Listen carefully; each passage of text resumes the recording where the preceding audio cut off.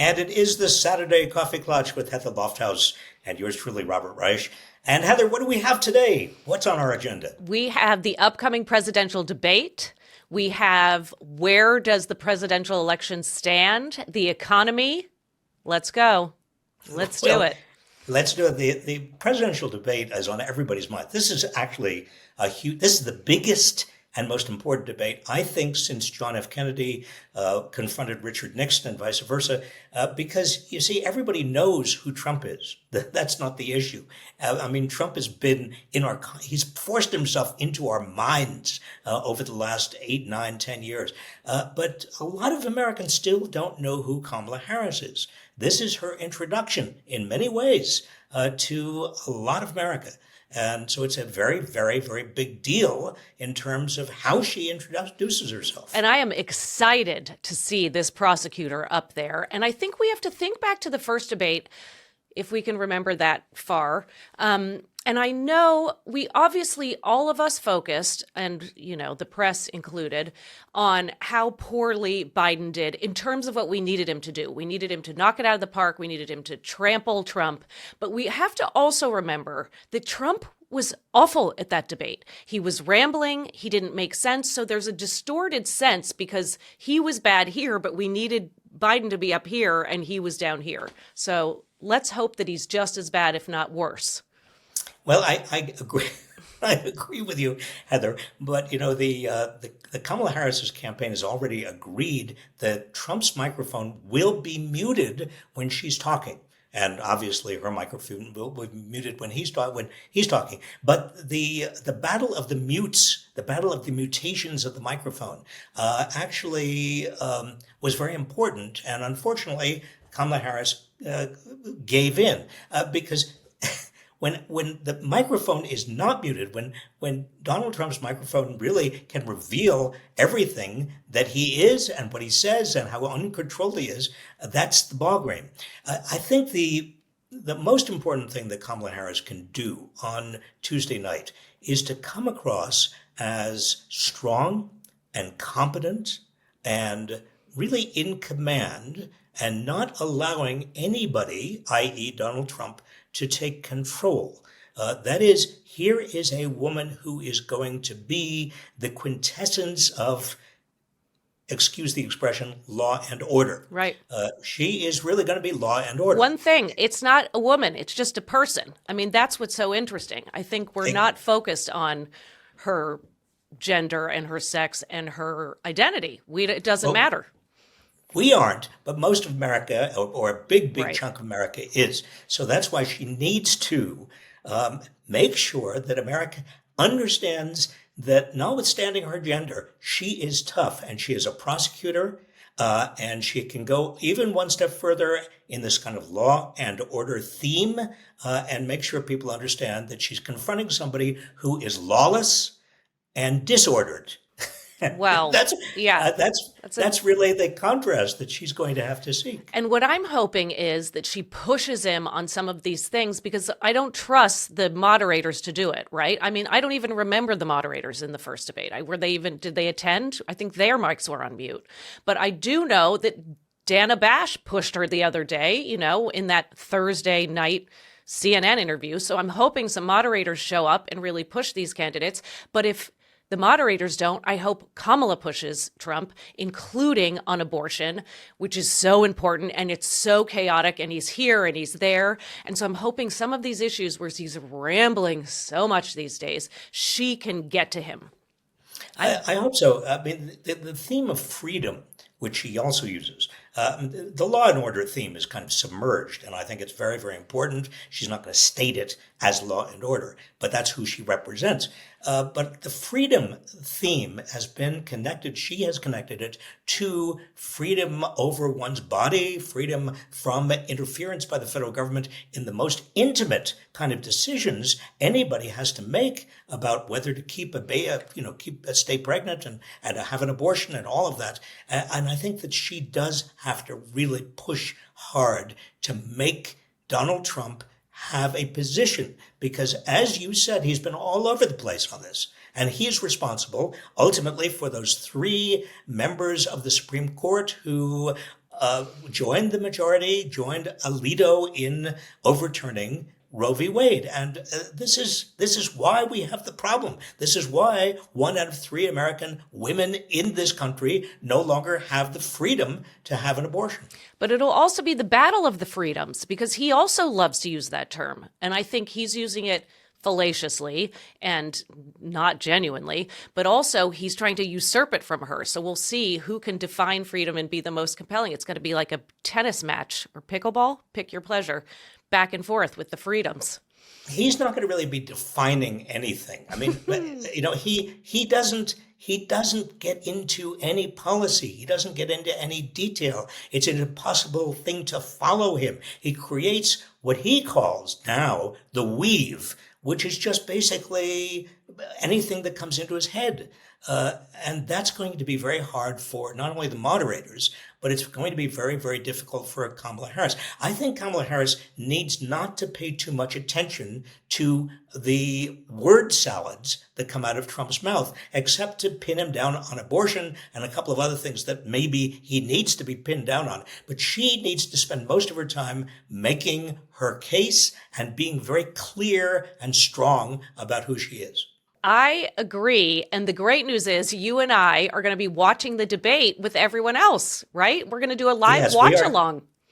We are here. We are here as your companions. Now, remember the June debate. A lot of people, that was so depressing, Heather. And I remember you and I trying to make the best of what was really kind of a teeth-clenching, kind of awful evening. But a lot of people appreciated the fact that we were there with them, in effect, effectively, figuratively holding their hands, and we'll be doing the same thing again. And giving a lot of commentary too. And Michael on our team said, "Why don't we do a live where you're watching it and we're going to watch it anyway?" And I think the listeners and viewers would like to do that, and we did that, holding our teeth, as you said. So this time we'll do it again, because you all asked us to do it again, and we'll put the link down in the description so you all can have the link ready and bookmarked. But let's get back to it. Okay, the presidential election. Are you feeling hopeful? What have you been paying attention to? Are you looking at polls? Where do you stand, Bob? Well, I'm hopeful, mainly because of enthusiasm and excitement on Kamala Harris's side and Tim Walz's side. I'm worried though, because the forces of Trump, darkness, evil, Vance. Those forces are very, very profound, very big. They are not going away. And those forces are organizing themselves. Also, a bunch of, I've been speaking to pollsters recently. It's not something that's very interesting or exciting. They're not great conversations. Heather, I don't urge you going out and finding a pollster to sit down and have coffee with. But these pollsters I talk with, I'm curious about their techniques, because the polling has changed a lot since 2016. When you remember, Hillary Clinton was every pollster said she was a shoo-in for president. So what I'm finding is a lot of pollsters say we cannot control for one very important variable, and that is how many people are reluctant to tell us they are going to vote for Trump, because it's not the kind of thing that they think professionals like us, pollsters, want to hear or approve of. So that X factor worries me, quite frankly. Yes, exactly. And that is, there's a word for it, but I forget. Is it confirmation bias? Or it's a kind of bias when you do the thing that you think the pollster wants to hear. And so that we do obviously have to control for that. I am still hopeful. The Electoral College is terrifying. And so many people, if you scroll Twitter, I refuse to call it X. If you scroll, everyone's talking about what's the latest in Pennsylvania, the latest, this second and this second and this second. And it is scary. But you know what's actually nice? I've been enjoying watching a traditional presidential campaign. I've been liking, we had the pandemic. Do we remember this 4 years ago? It was vaguely, yes. Right. And you mentioned that Hillary Clinton, that feels like 200 years ago. But it's nice to watch Harris and Walz travel around the country, put out policies, have interesting conversations, showing up at rallies, saying things. It feels good to watch what I would call a non-weird presidential campaign. Well, you mean on their side. Exactly. Well, unlike unlike the other side. Well, Harris Walls even has a bus. I mean, Of they've been doing it course. on buses. Yes, it does feel a little bit like old-fashioned campaigning. Here's a big thing. In August, the Harris campaign pulled in $351 million in contributions, which was 3 times what the Trump campaign pulled in contributions. Now, these are mostly small contributions. Another contrast between the two campaigns is that Trump continues to rely primarily on big money. And the Harris Walz campaign, a huge proportion is small contributions. And the small donations really are putting her and Walz over the top. Big deal. I feel like every time we Klatch, we have a coffee together, we're saying she set a new record in terms of fundraising. They set a new record. It's so terrific. And they're spending a lot of the money on online ads. And speaking of online, it's been so interesting to watch the latest around Russian interference in the election and the fact that allegedly Russians are paying influencers, right, to come out. It is interesting, Heather, because the influencers, instead of the Russian bots, you remember the Russian Of bots? course.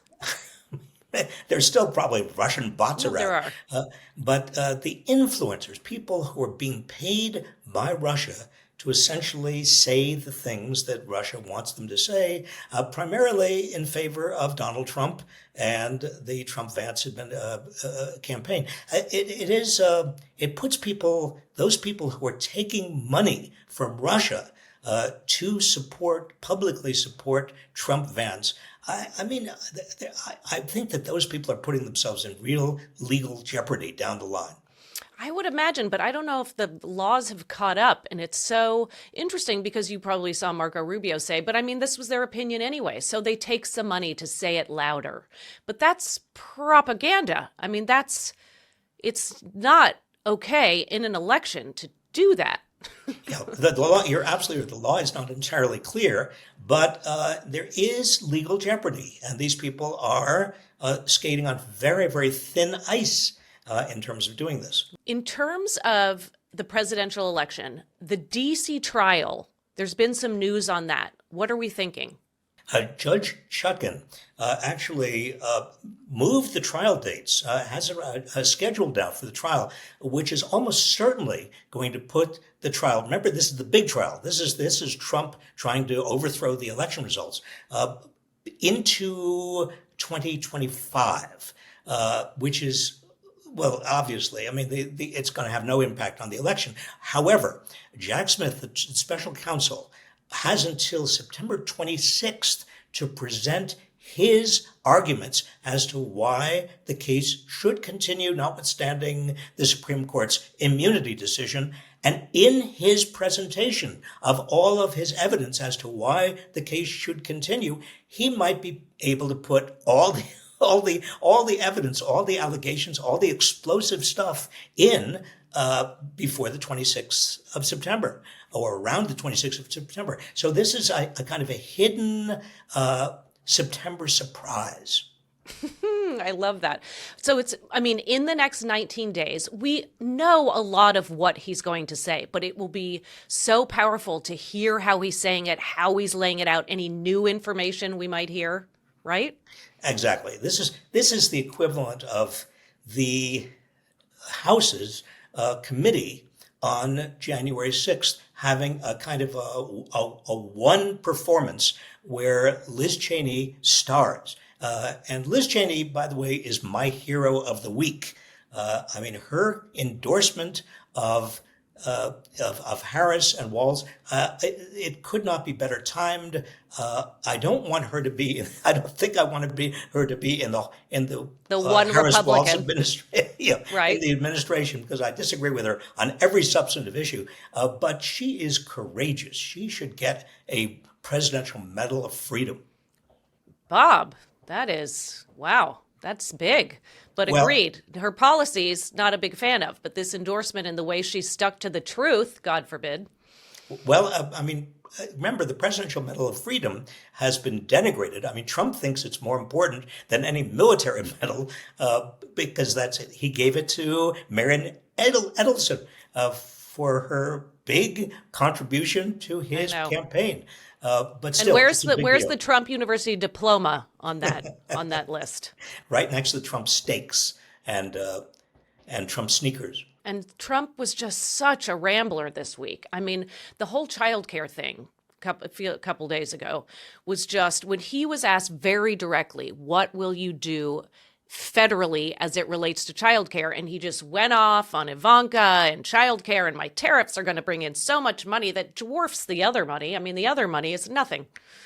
Actually, this is very important. He is using his proposed tariffs, which are going to be very, very high, as a source of money to pay for everything that he is promising, like this vague promise that he hasn't specified of childcare.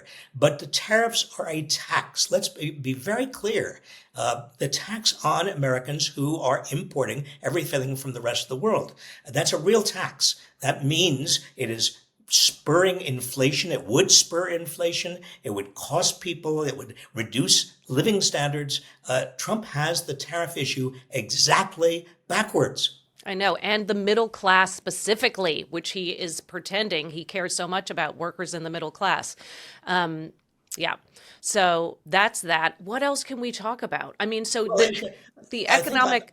How about when he spoke to the economic group in New York, the club that I'm dying to get into? Economic Club of New York. Yeah. I can get you a membership. Oh. Heather, would you really like to No, get I it? think I'll pass. It's really dull. I mean, really dull of all the clubs. You could also get into the club of all the people who are pollsters. I think, which would you like, the pollster club or the Economic Club of New York? I would like the pollster club. That's easy. Trump talked at the Economic Club. He talked about his tariffs. He said that for every regulation the Trump administration, the next Trump administration, if there is one, would put into effect, 10 regulations would be eviscerated. He'd take away the other regulations. He was talking about a new efficiency commission, the idea by Elon Musk, headed up by Elon Musk. May I interrupt you for 1 second? How Yes. about this past week when Elon Musk went after you on Twitter and called you names? Can I even say these names online? Live, not live, online? Well, what names, sticks and stones and names will never hurt me. You're I mean, incredible. I don't care. I know you don't, but miniature wanker is not a lovely phrase. Listen, but coming from Elon Musk calling me a miniature wanker, hey, that's an You have a good I'm going attitude. to put it on my tombstone. Miniature wanker, quote unquote, Elon Musk. Oh, I think merch. that's great. Let's do merch. Oh my Yeah. gosh. I don't know. It was a lot, but you're exactly an efficiency committee. I mean, this is, and we're going to have the guy who does SpaceX, who has the contracts for the government on the efficiency committee. No, he actually couldn't do it. He can't work for Donald Trump, even if Trump is elected. I mean, because the conflicts of interest would be huge. The government does contract with SpaceX. In fact, one of the things that I wrote that got him so upset is I said one of the ways of controlling Elon Musk is to take away all these government contracts. Starlink and SpaceX. I mean, they have SpaceX is on the way to becoming, and Starlink is too, becoming a monopoly. The government should not be contributing to a monopoly, let alone to Elon Musk. Yeah. So I think he'd got him sort of riled up. Now, I liked your Substack yesterday about the jobs numbers, which were lower than we'd hoped. But I love that you said, okay, this was lower, but then this was good, but then this was less good. And you kind of took us on this pinball route. Tell us about it. The bottom line is that the job numbers are slowing down slightly. The economy is slowing slightly. Yep. This is what the Fed wanted all along in terms of a soft landing. The way you fight inflation is to slow the economy down, but you don't want to slow it down so much that you risk a recession. Now, what's going to happen at the next Fed meeting on September 18th? A lot of people on Wall Street are wondering. A lot of other Americans obviously are wondering too. I think that instead of reducing interest rates by a half a percentage point, 50 basis points in Wall Street lingo, they're probably going to reduce interest rates by a quarter point. Now, it's not going to make a huge bit of difference, but it does signal how fast the Fed wants to get the economy moving again back toward a full employment. It is almost a full employment economy, but back toward an even more, stronger economy. Right. And I think if the Fed has kept interest rates up, the prime interest rate up at 5.3% for so long, it really does hurt, particularly, and I'm going to emphasize this because it's not being emphasized enough, Heather, it hurts that with 5.3% interest rates, it hurts all of these particularly lower income Americans who have credit card fees that go up and auto loans that are have a very high cost to them, and even filters through, even if they're renters, if the mortgage rates filter through to rents. So these high interest rates are very bad for lower income Americans. That's it. The sooner the Fed reduces them, the better. Right. And we know that there are some strikes going on right now. We have hotel workers who are on strike in various cities. And then I know the United Airlines flight attendants just announced that they'll be going on strike. Well, these strikes are important, but it's also important to keep in mind that in the private sector of the United States, where we used to have over a third of Americans unionized and gave them a lot of bargaining power. That's one of the reasons,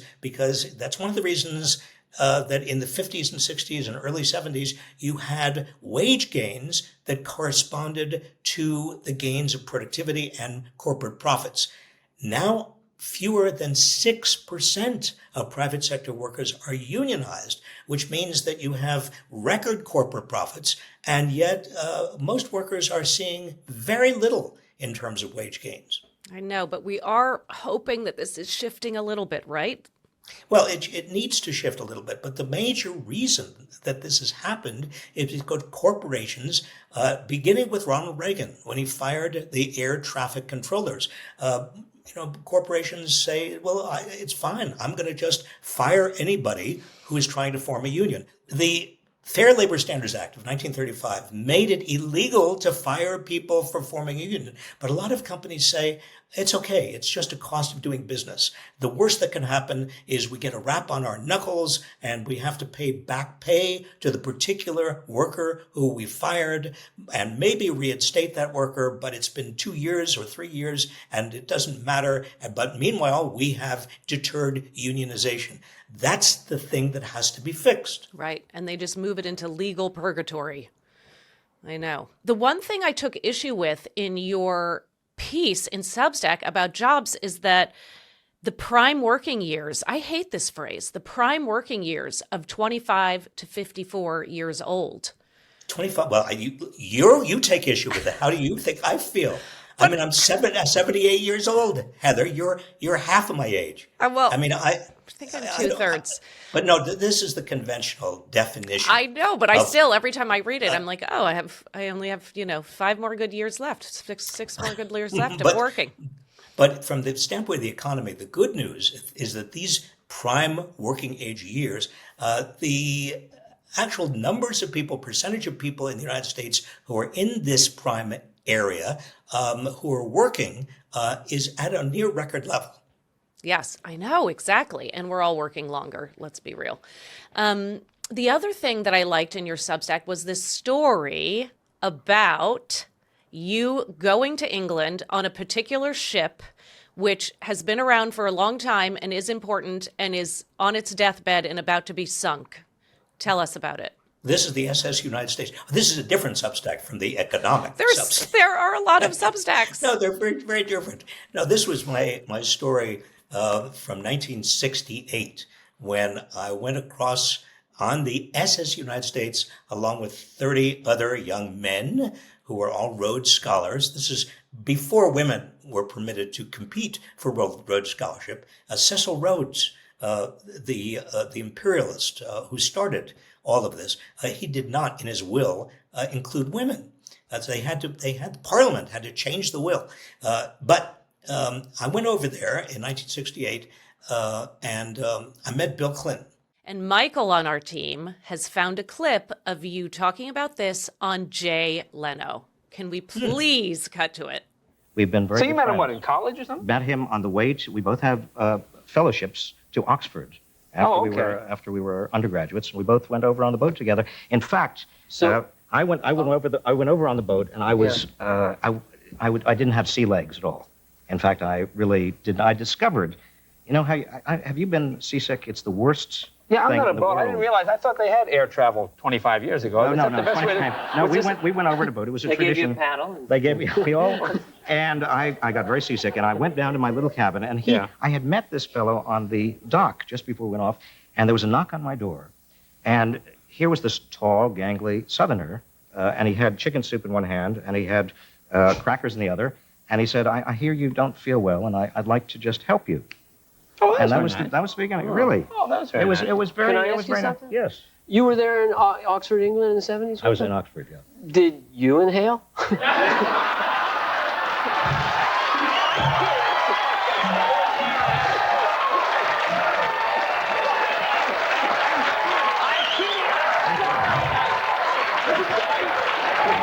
I just We had very good You won't times get when that we were- on Meet the Press.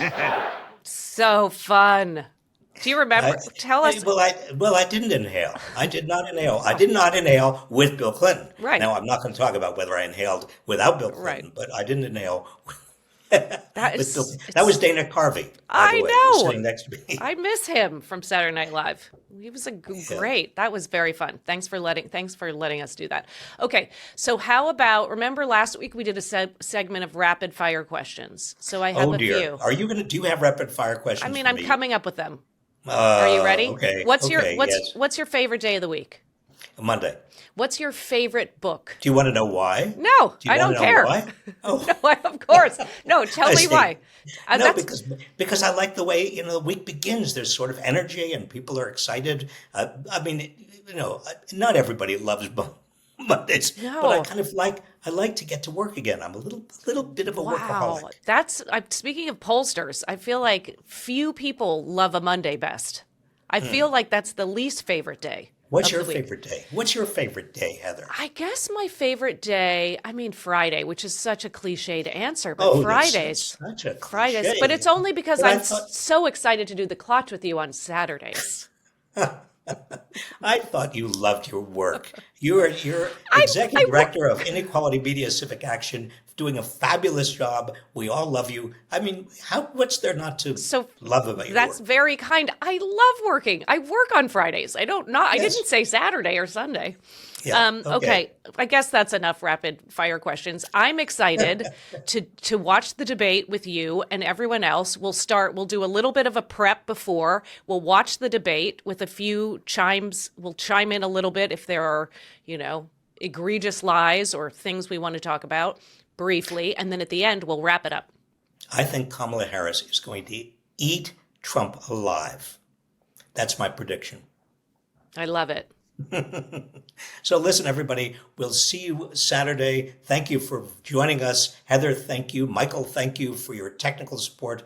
And everybody had a very good, safe weekend. We'll see you Tuesday.